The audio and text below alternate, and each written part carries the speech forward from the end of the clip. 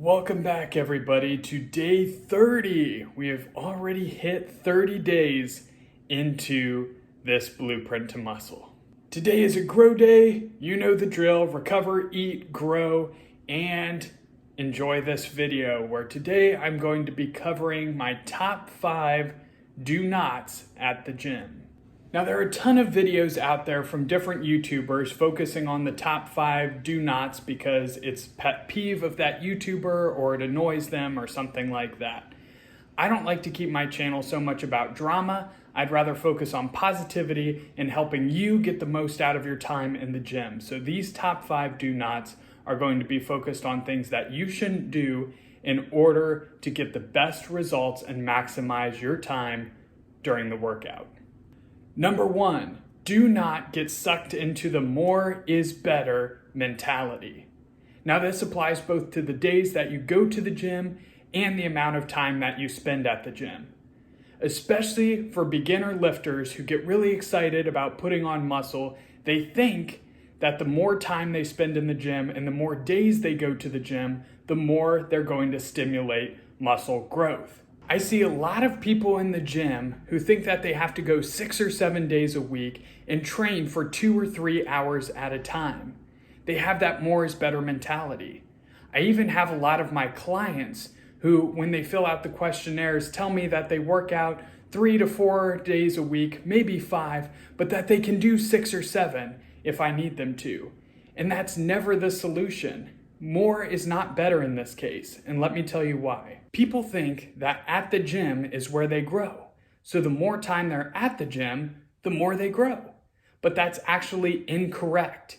It's after the gym, while you're recovering and eating and allowing your body to repair itself, where you get the growth from. This is why I've been able to make the incredibly fast progress I have on the 12-week blueprint to muscle, because we focus on giving the body the ability to recover, repair, and maximize muscle growth. Now, if your goal is to build as much muscle as possible, then I would recommend 3 to 5 at the maximum, days in the gym, training for between an hour to an hour and 30 minutes most per workout. If your goal is focused on cutting, you can increase that up to 6 days a week. I would never recommend 7, as you need that recovery day to allow your central nervous system and body to fully repair itself. However, if you are doing more days a week, like 5 or 6 days a week, I would bring the duration of the workouts down to around 45 minutes to an hour to allow your body to still recover. Intensity and progressive overload is what stimulates growth, not the time that you're there. So get an intense workout where you make the most of that stimulation and then allow your body the chance to actually heal, repair, and pack on the muscle in between workouts. Number 2, while you're at the gym, don't allow yourself to become distracted from your focus and your goal. The main 2 distractions I see in the gyms nowadays are cell phones in between sets and talking with their friends for 5-10 minutes in between sets. Now, if you're at the gym to socialize and hang out, good for you. I'm not going to judge that. Like I said, this video is focused on positivity. However, if your goal is to build as much muscle as possible, these 2 distractions are horrible for your muscle gains. Not only does it slow down your workout and prohibit intensity, but it takes your mind right out of the task at hand.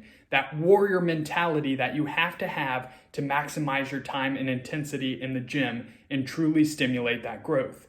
If you have to check Facebook or text your friends or check Snapchat in between sets, that brings your mindset right out of where it needs to be to maximally stimulate muscle growth. And if you're chatting with your friends, cutting it up and having a good time in between sets or during your workout, again, that's great if you want to socialize, but you're taking your mindset out of that task that needs to be done. The only time you should be on your phone at the gym is if you're logging your sets, reps, and weight, or if you need to change your music, if you have a commercial or a really dumb song come on. And if you're working out with a friend or friends, use that conversation to push each other, encourage each other, and motivate each other, rather than lollygagging around and cutting it up for endless amounts of time in between sets. Number 3, do not lift with your ego. Now, whatever your goal is, lifting with your ego does you no favors. Not only does it increase the risk and potential for injury, but it also holds you back from optimizing your muscle and strength gains. If you can't get the repetition range that you're aiming for, if you can't control the weight, or if you're resorting to bad form, major momentum usage, and cheating to move the weight, these are all signs you're lifting with your ego. Also, make sure you're getting a full range of motion. That's one that I see a lot, especially on leg press and squats. So how do you know you're using an appropriate amount of weight? You should be able to reach near failure or failure within the required repetition range. You should be able to control the weight, especially the negative, and take about twice as long lowering the weight as bringing it back up to the top. You should also be able to pause for a split second at the top squeeze portion and the bottom stretch portion of the movement and then complete another rep. This ensures that you're not using momentum and allowing other muscle groups to come into play and slingshot the weight up for you, but you're actually targeting the muscle that you're aiming to build.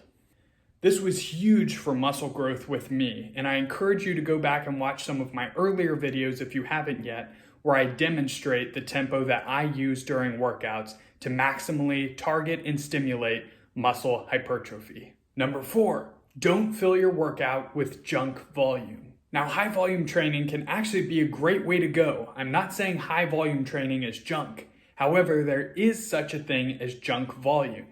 This is when you spend way too much time doing warm-up sets or fooling around without going anywhere near failure so that you're burnt out and tired by the time you actually get to the working sets.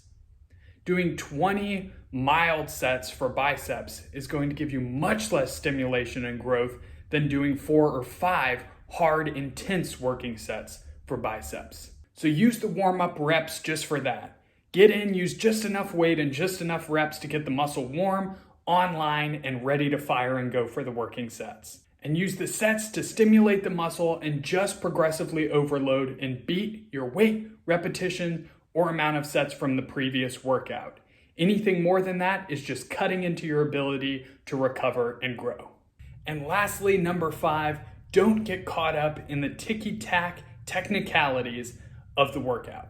I see it so many times where people come into the gym with their gallon jug mixed with 3 different supplements, their stocked gym bag with all the gloves and knee sleeves and elbow wraps and little fat grips and all sorts of different equipment.